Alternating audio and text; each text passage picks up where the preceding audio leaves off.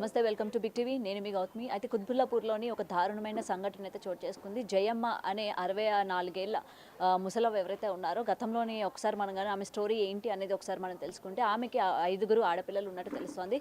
అయితే వరుసగా ఆడపిల్లలు పుట్టడం అండ్ మగపిల్లడు కావాలి అని వాళ్ళు ఏంటంటే అందరూ ఆడపిల్లలు ఉన్నారు, వంశానికి ఎవరైనా సరే మగపిల్లలు ఉండాలి అని చెప్పి రిలేటివ్స్లోనే ఒక పిల్లాడిని 2 నెలల్లో ఉన్న పిల్లాడిని ఏంటంటే దత్తత తీసుకోవడం జరిగింది. అండ్ తీసుకొని ఇంత స్థాయి వరకు పెంచడం కూడా జరిగింది.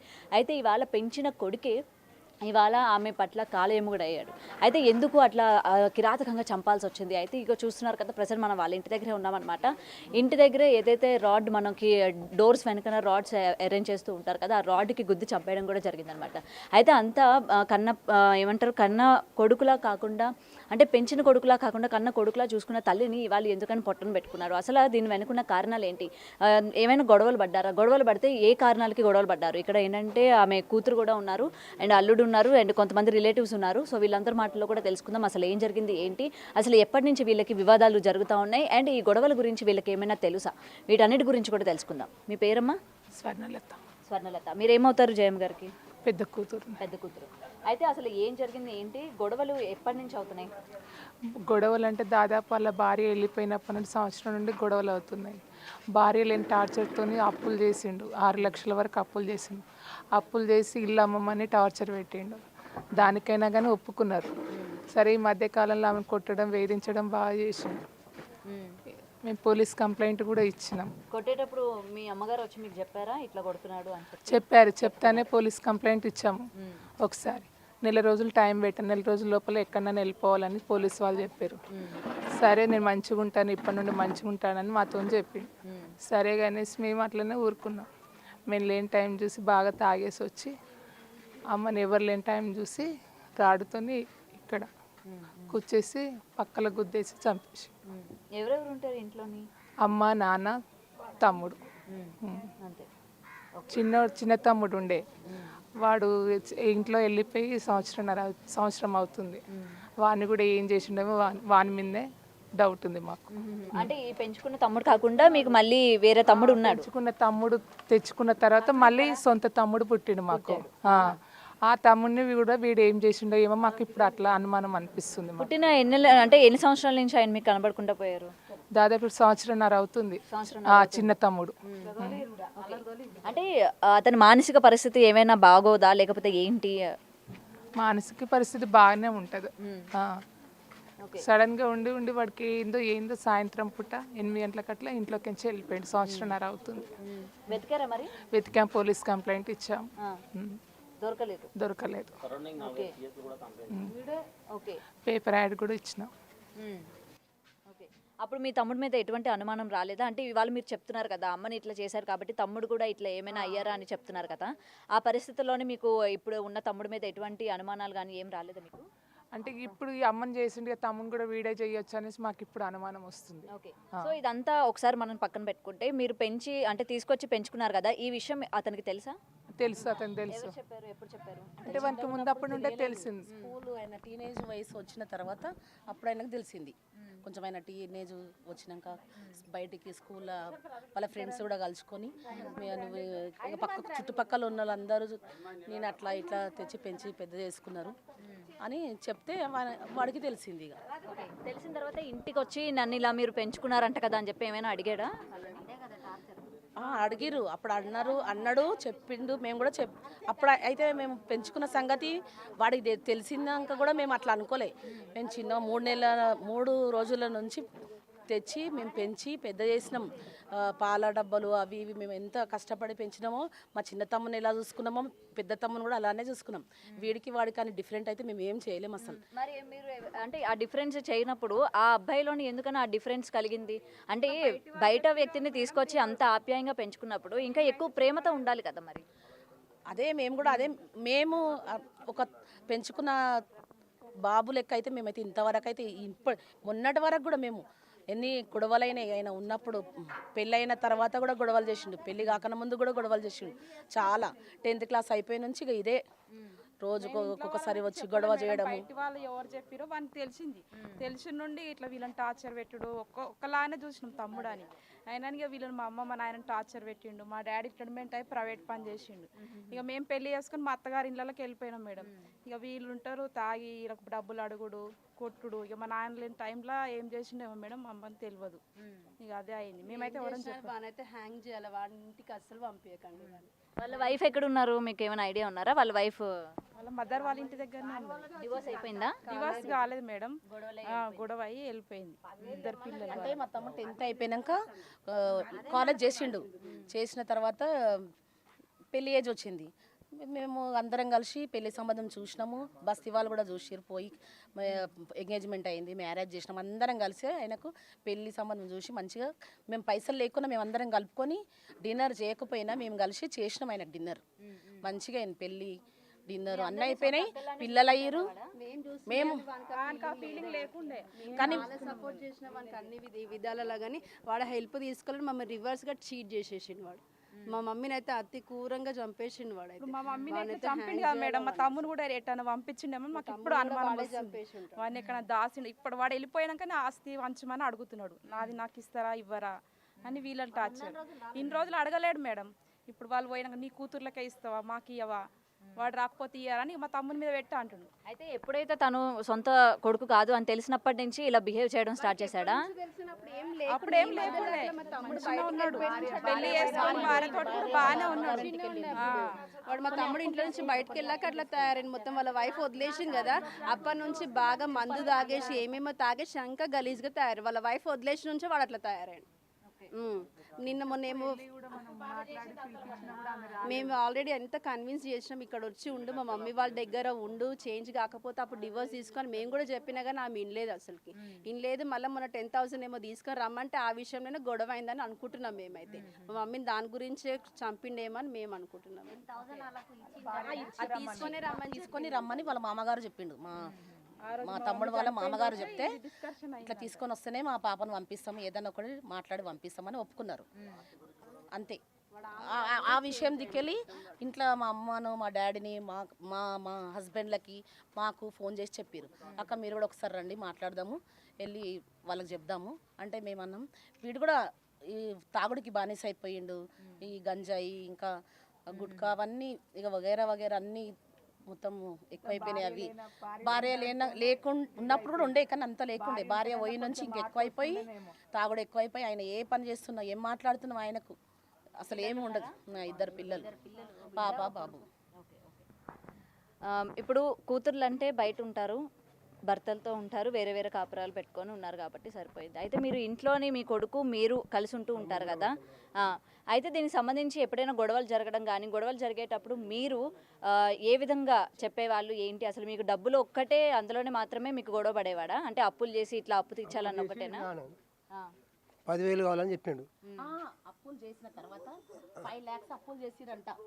అయితే 7 lakhs అని చెప్పారు మాకు. ఫస్ట్ 5 lakhs అని చెప్పిండు. దాని దిక్కెళ్ళి ఆయన తాగడము చేయడము మొత్తము. అయితే ఆయన అప్పులు ఉన్నాయి నాకు. నేను ఆయన అక్కడ పక్కకు 2 రూమ్లు ఉన్నాయి. ఆ 2 రూమ్లు ఆయన పేరు మీదనే ఉన్నాయి. అవి అట్లా అని మేము అనుకున్నాం ముందు, ఫస్ట్ గొడవ కాకుండా ముందుకు. పేరు మీద లేవు, ఆయన పేరు మీద లేవు, సారీ ఆయన పేరు మీద లేవు, కానీ అవి ఉన్నాయి 2 రూమ్లు. ఇక వీళ్ళు అలాగైపోయారు, పెళ్ళి అయిపోయినాక అలాగుంటారని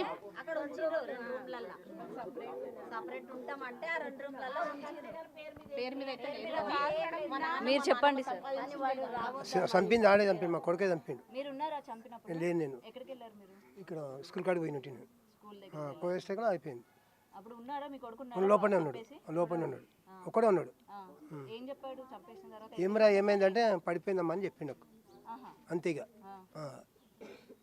జస్ట్ పడిపోయిందని చెప్పాడు. పడిపోయిందని చెప్పిండు. మీరు వెంటనే మీ పిల్లలకి వాళ్ళకి ఫోన్లు చేశారా? ఆడే చేసిండు. వాడు చేయలేదు. నేను ఫోన్ చేస్తే మా మమ్మీ ఫోన్ లేపలేదు. 3 times ఫోన్ చేస్తా. 4th టైంకి ఈ ప్రాసెస్ మొత్తం కంప్లీట్ అయినాక వాడే ఫోన్ లేపి అక్క అమ్మ కింద పడిపోయిందని వాడు నాకు చెప్పింది. నేను మా పెద్దక్కకి చెప్పి వెళ్ళి చూడకంటే మా పెద్దక్క వచ్చి చూసేసరికి మా మమ్మీ చనిపోయింది. ఈ బ్లడ్ అంతా ఇక్కడ నుంచి కారిపోతుంది. అప్పటికి ఆ చీర మొత్తం మళ్ళీ వాష్రూమ్ పోయింది. అలానే మాకు వచ్చి చేంజ్ చేసి చచ్చిపోయింది. మా అమ్మ అప్పటికే చచ్చిపోయింది. వాడి వాళ్ళనే చనిపోయింది. ఓకే, ఇది ఏంటంటే తను చంపేసి పడిపోయిందని చెప్పాడు అన్నమాట. మొత్తం పడిపోయిన దాని కింద క్రియేట్ చేద్దాం అనుకుంటూ కానీ మేము గుర్తుపట్టినాం వాడు కొట్టినది అంతా మమ్మీ కుబ్బిపోయింది, ఇదంతా పళ్ళు మొత్తం ఊడిపోయినాయి, ఇక్కడ మొత్తం రక్తం గారుతుంది, ఇట్లా వచ్చేసి మార్క్స్ అన్ని ఉన్నాయి కనిపిస్తున్నాయి మమ్మీ మీద. అది చూసి మేము వాడే కొట్టినని మేము కొట్టినాం కూడా వాడిని. కొట్టి పోలీస్ కంప్లైంట్ ఇచ్చి పంపించినాం మేము వాడిని జైలుకి. 3 రోజుల గుడ్డుని తెచ్చి నడిపారు మేడం. 3 రోజుల బాబుని తెచ్చి నడిపి పాలిచ్చింది, ఆమె రొమ్ము పాలిచ్చింది, పురుడు చేసినారు, పుణ్యం చేసింది, అంత పాపను చేసి ఒక్కసారి ఆయనకు అర్థం జరా తల్లి కదా కూర్చున్నాడు పైన కూర్చొని గుద్దిండట. పోలీసు వాళ్ళు అడిగితే చెప్తున్నాడు పక్కల గుద్ది ఇక్కడ పడితే అక్కడ చెప్పలేము ఇక ఆ మాట. అట్లా గుద్దిండట, కొట్టిన అంటుడు. ఎట్లా గుద్దినావంటే నేను రాడు తీసుకొని గుద్దేసిన పైన కూర్చున్నా నేను అంటుడు. అంత కక్ష ఏమొచ్చింది నా దగ్గరకు వచ్చిండు 2 గంటలప్పుడు. మా భార్యను తోలుకొచ్చి చంపేద్దామా రాన్నాడు, మన ఇల్లు అది ఆ పక్కిల్లు ఆ బిల్డింగ్. నా దగ్గర రాపేద్దామా తీసుకొద్దాం మీ కోడలు అని వచ్చిండు. నాకు జ్వరం వచ్చిందిరా నేను రాను, పక్కకు సుశీల చిన్నమ్మ ఉంటుంది, సుశీల చిన్నమ్మ ఉంటుంది, మా బాలరాబు అంటే ఆయన ఉంటాడు బస్తీ ప్రెసిడెంట్, ఆ పిల్లగాని తీసుకొని పొర్రి బిడ్డ నా తోట అయితలేదు అన్న. అంటే పెద్దమ్మ 10,000 తీసుకొని రమ్మంటుంది మా భార్య అని అదన్నది. అలా మామనంట 10,000 ఇస్తేనే సంసారం చేస్తా లేకుండా చేయదా అది అని నేను అన్న. అంటే ఏమంటుండు మా మామ అట్లా తెస్తేనే తోలిస్తాడు లేకుండా లేదట పెద్దమ్మని. ఇంట్లోకి వచ్చి అమ్మని అడుగుతాను కూడా అన్నాడు నాతోటి. మరి పైసల మీద లొల్లి వచ్చిందో ఏమైందో లంగ మీదనే ఉంది, నెత్తికి తల చుట్టుకున్న బట్ట కూడా పోలేదు. అంత అవసరం ఏమొచ్చింది మేడం, ఇట్లా పట్టిండు నోరు పూసిండు చెప్తున్నాడు. ఆడు ఆల్రెడీ పోలీసు వాళ్ళకి అంతా చెప్పేసిండు ఆ మాట. మేము ఎంత గుడ కొట్టినా చెప్పలేము, మాకాడు చెప్పలేదు. అని ఇంట్లో బయట చదివిపించింది, టిఫిన్లు మోసింది, పాలు ఇచ్చింది, ఏనాడు తేడా చూడలే మేడం. అని ఆడు మేము ఎప్పుడైతే మాకు డౌట్ వస్తుందో 2-3 ఏళ్ళ సంది కూడా వస్తుంది, ఏడాది సంది వస్తుంది జర అటు పిల్లగాని ఏమో చేసినట్టు ఫోన్ ఇంట్లో పెట్టిపోయిండాడు, కట్టు బట్టల మీద పోయిండు. చిన్నోడు తెలివిలేదా, మంచి చదువుకున్న పిల్లోడాడు. ఆడేమన్నా తాగుపోతాడా, మంచి చిన్న బాబు మంచిగా ఉన్నాడు. 22 ఏళ్ళు ఉండు. అమ్మ తమ్ముడు 20 పోయినాడు, 31 ఉన్నట మేడం. అంతోడు పోయిండంటే ఆగం కాడు కదా, చదువుకున్నాడు. పోనీ మనం చేసి వచ్చినట్టే ఉన్నామని మాకు డౌట్ వస్తుంది. ఇప్పుడే కాదు ఎన్ని రోజుల సంది కూడా నేను కొట్లాడినప్పుడల్లా నేను వస్తా, ఇక్కడ ఏమొస్తుంది నేను వస్తా. 1 గంట కొట్లాట, 2 గంటల కొట్లాట. మేము 2 గంటల దాకా 3 గంటల దాకా ఉంటాం. పోలీస్ స్టాండ్ కూడా ఇచ్చినాం అన్ని కొట్టి ఇచ్చినా కానీ ఆడు మారడు. తల్లినే కొట్టుడు, ప్రత్యేకం తల్లిని కొట్టుడు, గలీజ్ మాటలు తిట్టుడు, చెప్పరాని మాటలు. ఇప్పుడు అందరూ చెప్పలేము మనం మాటలు. పొంగవాడు ఎంటికలు పట్టుడు, కుతిక పట్టుడు అన్ని గలీ. అదైతే కాళ్ళ నొప్పులతో లేవది మావేజే కానీ అస్సలు పోతాం మేడం. అని ఆయన అయితే బయటకు వెళ్ళకుండా చేయాలి.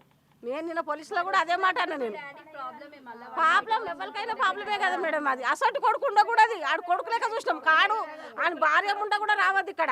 మేము ఇప్పుడు కూడా చెప్తున్నాం. నిన్న ఫోన్ చేసిండు, అంత బాధలను భార్యను చంపుకొని ఫోన్ చేసిండు. రావాలి కదా ఆడు, రాలేదు. ఆయన భార్య రావాలి, ఆయన మామ రావాలి, తోలుకొని రానుండే. మేమైతే ఏం అనలే కదా నువ్వు రాని ఇప్పుడు ఎట్లా వస్తావు మా ఇంటికి, ఏ విధంగా వస్తావు రాని. అది వస్తే కూడా మేము ఒప్పుకోము. లేదు పెంచుకున్నది పెళ్లి చేసినాం పంపించేసినాం అంతే. అది ఎక్కడైనా జావని ఏమన్నా కానీ మేమైతే ఇదే మాట్లాడతాం మేడం. ఎవరు వచ్చినా అదే మాట్లాడతాం. అది కోర్టుకు వేసుకొని హైకోర్టుకు వేసుకొని అంతే, బయట లెక్క అయిపోయాడు. ఎందుకంటే ఇవాళ ఈ ఇన్సిడెంట్ చూసిన తర్వాత నిజంగా అండి చూసిన తర్వాత ఎవరైనా పిల్లలు లేరు పెంచుకుందాం అనుకున్న వాళ్ళకి కూడా ఏంటంటే ఈ విధంగా చేస్తున్నారని చెప్పి ఒక భయం వస్తుంది. అదే మీరేమవుతారు? నేను ఇది పక్కిల్లే మాది, పక్కిల్లే. చూసిండు వాడికి వచ్చిండు. నేను ఆడ బయట మంచం మీద కూర్చున్నా. అక్క అమ్మ పడిపోయిందని వచ్చిండు, ఇటుకలు పిలిచిండు. ఆయన ఈయన తండ్రి కొడుకులు ఇద్దరు పిలిస్తే నేను వచ్చే వరకల్లా కింద పడిపోయింటే జయమని ఇట్లా ఊపితే అసలు సప్పుడు లేదు ఏం లేదు. ఏమైందిరా వేణుగాని అంటే ఏం తెలియదు అక్క, బ్లడ్ కనిపించలే, ఏం కనబడతలేదు బిడ్డ. ఏం చేసి క్లీన్ మొత్తం చేసి ఎక్కడేసి ఇచ్చినా మనకు తెలియదు. ఇక వర్షం అప్పుడు వర్షంలో ఎవరం బయటికి రాలేదు. ఇక వచ్చి చూస్తే కల పడిపోయింది, సప్పు లేదు ఏం లేదు. అయ్యో ఏం లేదు చేయమని అంటే కల ఇట్లా చూసేవరకు గాలి లేదు. ఏమరా గాలి లేదు, వస్తూ ఏమైందో చచ్చిపోయినట్టుంది. ఉరుకురా డాక్టర్ని పిలుచుకురా పోరా బండి మీద పోయి అంటే ఇక్కడ మన క్లినిక్ డాక్టర్ అంటే పిలుచుకొచ్చిండు. ఆయన వచ్చి చూసిండు ఏం లేదన్నాడు.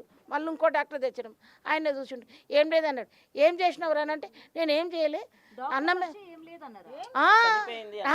చచ్చిపోయింది ఇక బతికి లేదు, అయిపోయింది మీద అని అన్నాడు. అట్లా ఆ విషయం అన్నాడు. అట్లా అన్నాక నువ్వేం చేసినావు అంటే నేను ఏం చేయలేదు అంటే ఇక అందుకని అలా పెద్దక్క వాళ్ళు వీళ్ళందరూ వచ్చారు, నేనేం చేయలేదు, ఆమెనే చచ్చిపోయింది అన్నాడు. కానీ నేను చంపినా అని చెప్పలేదు. పోలీసు వాళ్ళు వచ్చినాక ఇట్లా చెప్పిండు బిడ్డ కింద పడ్డది, ఇంత దెబ్బట్లంటే కింద పడి కాలు జారి కింద పడి పడ్డది అన్నాడు. కానీ కొట్టినని ఒక మాట చెప్పలేదు. కంప్లైంట్ అక్కడికి వెళ్ళాకనే నిజాలు చెప్పిండు. అది జరిగిందమ్మా. పోస్ట్ మార్టం రిపోర్ట్లో తెలిసిందన్నమాట ఎక్కడెక్కడ కొట్టాడు. చెప్పిండంట మేడం, ఎక్కడ పడితే అక్కడ చెప్పలేకుట, ఇక్కడ అంతటా దెబ్బలు అంత ఘోరం చేసిండాడు. ఆడు చేసిన పని మంచిగా చేసిండు మేడం, ఒక్క పని మంచిగా చేయలేదు. ఆడు ఆయనకి ఏం తక్కువ చేసారు అని మన ఖరాబ్ చూసిన ఆ ముండా తెలియదు. అది ఉంటే ఇలా దినానికి ఈమె జావకపోతుండే. ఎందుకను ఏదన్నా ఉంటే భార్య చూసుకుంటుంది. నువ్వు వీళ్ళ మీద లేవు. ఒకనాడన అలా బట్టలు విండిందని కావు, ఒకనాడు ఒక ఆకిలు నూకిందని కావు, ఏ నాడన కోడలు పద్ధతిలో లేదామె. వాళ్ళు గోదా ఉన్న ఆడబిడ్డలు 5గురు పెళ్లి చేసి ఇచ్చిండు. ఒక అప్పు చేసిన వాళ్ళు కాదు, సప్పు చేసిన వాళ్ళు కాదు, వాళ్ళు ఇంటికి పోయిన వాళ్ళు కూడా కారాలు. వాళ్ళ అల్లుండ్లా వాళ్ళ మట్టుకాలు మంచిగా అందరు బాగుపడ్డట్టే ఉన్నారు. వాళ్ళందరూ వస్తారు, వచ్చి ఇక్కడ వండుకొని తిని అలా పెట్టిపోతారు. ఆయన కూడా బామ్మడిది కానీ మన పిల్లాడు బయటోడు అన్నాడు చూడలే, అస్సలు పోతే అంత మంచిగా చూసారు. ఆడు ఎప్పటికి మేడం మాతో కొట్లాడి మేము 2 గంటలు వచ్చిండు. 2 గంటలు 3 గంటలు 4 గంటలు కూర్చున్నాం మేడం. మేము తమ్ముడు మేమైతే కూర్చొని నన్ను ఊకుడు పిసురు ఏమన్నంటే ఉరికొస్తాడు. వదిలే రావద్దు చంపేస్తున్నాడు, ఉరికి రావద్దు అంటే అక్కడ పానం ముక్కలేక ఉరికొస్తాం మేము. 12 గంటల రాత్రి పోలీస్ స్టేషన్కి ఇచ్చినాం. ఎన్ని మాటలు కొట్టా మేడం, మేము కూడా కొట్టిన ఎన్ని మాటలు విన్నాడు. తమ్మిడికి మొత్తం తెలుసు. మీరేమవుతారండి? నేను రిలేషన్ అంటే ఇక్కడ ప్రస్తుతానికి ఇక్కడ బస్సులో ప్రెసిడెంట్ నేను. ఓకే. అసలు ఈ గొడవలు అన్నీ మీరు ఎప్పుడైనా సరే మీ వరకు వచ్చినాయా? మీరు వచ్చి ఏమైనా సర్ది చెప్పడం కానీ అట్లా ఏమైనా చేశారా? గతంలో కూడా చాలాసార్లు చెప్పడం జరిగింది. సంవత్సరం నుంచి రెగ్యులర్గా అవుతున్నాయి.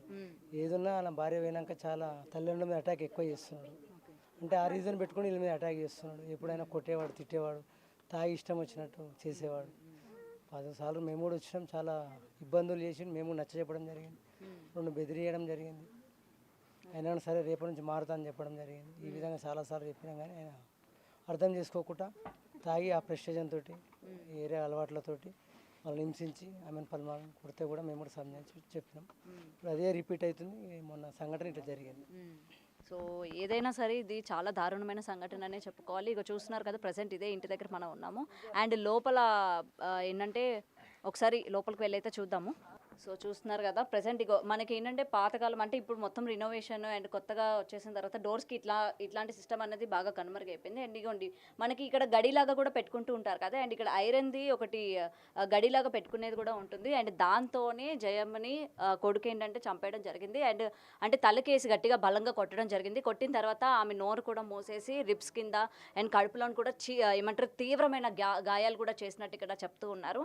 అండ్ దాని మూలంగానే ఆమె స్పాట్లోని చనిపోవడం జరిగింది. అండ్ ఆమె చనిపోయిన తర్వాత కూడా ఏంటంటే చుట్టుపక్కల వాళ్ళని పిలిచి అసలు ఏమీ తెలియనట్టుగా ఆవిడ ఏమంటారు నార్మల్గా పడిపోయినట్టుగా కూడా ఏంటంటే చుట్టుపక్కల వాళ్ళని వెంటనే పిలవడం జరిగింది. అసలు ఏం జరిగిందో ఏంటో తెలియదు, అమ్మ ఇలాగ నేల మీద పడిపోయింది అని చెప్పగానే పాపం వాళ్ళు కూడా తెలియను అంటే చుట్టుపక్కల వాళ్ళు కూడా ఏంటంటే వెంటనే హాస్పిటల్కి డాక్టర్ని పిలిపించమని చెప్పడం కూడా జరిగింది. అండ్ డాక్టర్స్ని కూడా వచ్చిన తర్వాత ఆమె చనిపోయిందని చెప్పిన తర్వాత వీళ్ళ ఫ్యామిలీ మెంబర్స్ వీళ్ళ సిస్టర్స్ ఎవరైతే ఉన్నారో వాళ్ళకి వెంటనే ఫోన్ కాల్స్ కూడా చేయడం జరిగింది. వాళ్ళందరూ వచ్చి అడిగినా సరే ఏమో నాకు తెలియదు, ఎలా పడిపోయిందో కూడా తెలియదు అని చెప్పడం.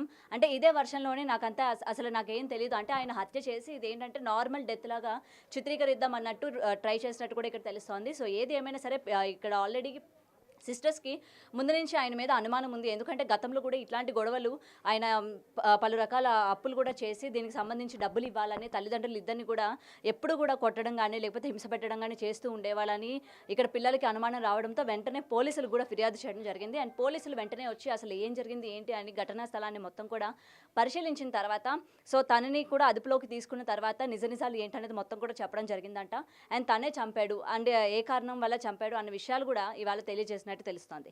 అయితే ఏది ఏమైనా సరే కొడుకు ఇవాళ మనం చూస్తూ ఉన్నాం, ఏదైనా సరే ఆడపిల్ల పుట్టగానే వెంటనే మనకి కొడుకు కావాలి, కొడుకు అయితేనే వంశాన్ని ఉద్ధరిస్తాడు, మనకి పున్నామ నరకం నుంచి కాపాడుతాడు అని చెప్పి ఏదైతే ప్రయత్నాలు చేస్తూ ఉన్నారో ఇవాళ చూస్తున్నారు కదా, ఇక్కడ ఇదే ఇన్సిడెంట్ జరిగింది. 5 ఆడపిల్లలు పుట్టారని చెప్పి ఎలాగైనా సరే మగపిల్లడు ఉండాలి, మగపిల్లడు తోడు ఉండాలి అని చెప్పి ఏదైతే ఆవిడ ఆ రోజు పసికందుని తీసుకొచ్చి పెంచుకున్నదో ఏమంటారు ఒక సామెత ఉంటుంది కదా, పాలు పోసిన పామే ఇవాళ ఇట్లా చేసింది కాటేస్తుంది అంటూ ఉంటారు కదా, ఇవాళ ఈ ఇన్సిడెంట్లో ఇదే జరిగిందనమాట. సో పెంచిన కొడుకే ఇవాళ ఆమె పట్ల ఏంటంటే ఇంత పాశవికంగా హత్య చేసి చంపేశాడు. ఏదైనా సరే మనం ఏంటంటే ఆడపిల్లలు ఉన్నారు కదా, మగపిల్లడు కావాలి అని చెప్పి ఇట్లా చేసే ప్రయత్నాలు ఏవైతే ఉన్నాయో అందరూ ఇలా ఉంటారని కాదు, కానీ కొంతమంది ఇలా ఉంటారు. అండ్ ఇక్కడ హంతకుడు ఎవరైతే ఉన్నారో అతను మద్యమే కాకుండా గంజాయి కూడా తీసుకుంటున్నట్టు ఇక్కడ మనకి తెలుస్తోంది. సో ఏది ఏమైనా సరే ఇవాళ ఏంటంటే ఒక ప్రాణం పోయింది. అండ్ ఆమెతో పాటు భర్త ఈ వయసులోని ఇద్దరు కూడా ఏంటంటే కూర్చొని కష్ట సుఖాలు మాట్లాడుకొని అసలు మొత్తం కూడా చూసుకునే టైంలోని ఇటు భార్య దూరం అవ్వడం అనేది నిజంగా ఆయన బాధని ఎవరు కూడా తీర్చలేరు. అండ్ ఏది ఏమైనా సరే ఇట్లాంటి ఇన్సిడెంట్స్ జరగకుండా ఆగాలి అని ప్రతి ఒక్కరు కోరుకుంటున్నప్పటికీ ఎక్కడో ఒక చోట ఏదో ఒక మూల ఎప్పటికప్పుడు కొత్తగా వస్తూనే ఉన్నాయి. మరి పోలీసులు కూడా దీని మీద తగిన చర్యలు తీసుకున్నారు. అతనికి ఎటువంటి శిక్ష వేస్తున్నారు ఏంటి అన్నది కూడా తెలియాల్సి ఉంది. సో ఇందాక మనం ఏంటంటే డోర్ దగ్గర చూపించాం కదా, రాడ్తో కొట్టేసి ఇవ్వండి ఈయనకి ఏంటంటే మొత్తం అటాచ్డ్ రూమ్స్ అయితే ఉన్నాయి. అండ్ ఆ రూమ్లో నుంచి జయమ్మని ఇక్కడికి తీసుకురావడం జరిగిందంట. ఇక్కడే ఆ బాడీని కూడా ప్లేస్ చేసినట్టు తెలుస్తుంది. ఇక్కడే వాళ్ళ కూతుర్లు వచ్చేసరికి ఇక్కడే బాడీ ఉంది. అండ్ ఏదైతే రాడ్తో కొట్టాడో వెంటనే కొడుకు ఏం చేశాడంటే ఆ రాడ్కున్న రక్తం మరకలు కానీ ప్రతి ఒక్కటి కూడా కడిగేసి దాచిపెట్టడం కూడా జరిగింది. అయితే ఎంత దాచిపెట్టినప్పటికీ పోలీసులు వాళ్ళు ఇన్వెస్టిగేషన్ చేయాల్సిన తీరులో కానీ చేస్తే డెఫినెట్గా ఎంతటి నిందితుడైనా దొరకాల్సిందే అన్నట్టు ఇక్కడ హంతకుడు ఎంత కడిగేసి రాడ్ని ఎంత భద్రంగా పరిచినా సరే పోలీసులకి ఏంటంటే దొరికిపోవడం కూడా జరిగింది. సో ఇదన్నమాట. అండ్ ఏదైనా సరే మొత్తం కుటుంబ సభ్యులు కావచ్చు లేకపోతే చుట్టుపక్కల వాళ్ళు కావచ్చు అందరూ కూడా చాలా కోపంగా ఉన్నారు. వాడిని ఎట్టి పరిస్థితుల్లోనే బయటికి విడుదల చేయడానికి వీలు లేదు. ఎందుకంటే అతని తండ్రికి కూడా ప్రమాదం, నెక్స్ట్ వాడి కానీ బయటికి కానీ వస్తే ఫ్యామిలీకి కావచ్చు లేకపోతే అక్కలకి కావచ్చు అండ్ ముఖ్యంగా తండ్రికి కావచ్చు ప్రమాదం ఉంది. కాబట్టి డెఫినెట్గా వాడిని బయటికి రానివ్వకుండా చేయాలి, అలాగే తగిన శిక్ష పడాలి అండ్ హ్యాంగ్ చేయాలి అని అయితే కుటుంబ సభ్యులు కోరుకుంటున్నారు. మరి దీని మీద పోలీస్ డిపార్ట్మెంట్ ఎటువంటి చర్యలు తీసుకుంటుంది, పూర్వాపరాలన్నీ చూసిన తర్వాత ఎటువంటి శిక్ష వేస్తుందన్న కూడా తెలియాల్సి ఉంది. కెమెరామెన్ నరసింహతో Gautami reporting Hyderabad. For more videos like this, subscribe Big TV channel.